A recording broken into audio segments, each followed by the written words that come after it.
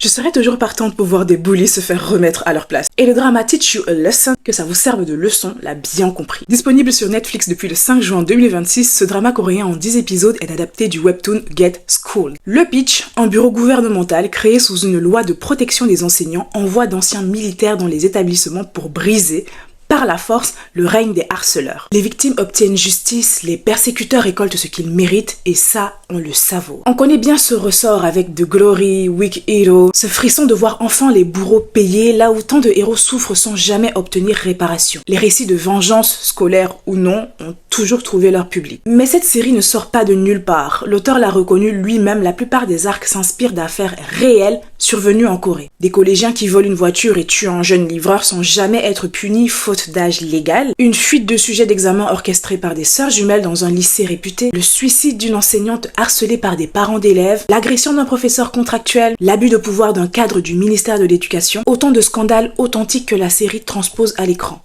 Et forcément, ça déborde sur le terrain politique. Ces affaires ont relancé les appels à durcir la loi sur les mineurs, soutenus par une écrasante majorité de Coréens, sans qu'une vraie réforme de fond ne suive pourtant. Quant au bureau fictif de la série, il fait directement écho à la crise de 2023, quand le pays a légiféré en urgence pour protéger les droits des enseignants après des semaines de protestations historiques. Évidemment, tout n'est pas si net. Le webtoon d'origine traîne de lourdes casseroles. Accusations de racisme, apologie du châtiment corporel, au point d'être retiré du marché nord-américain. Est-ce que c'est une grande perte ?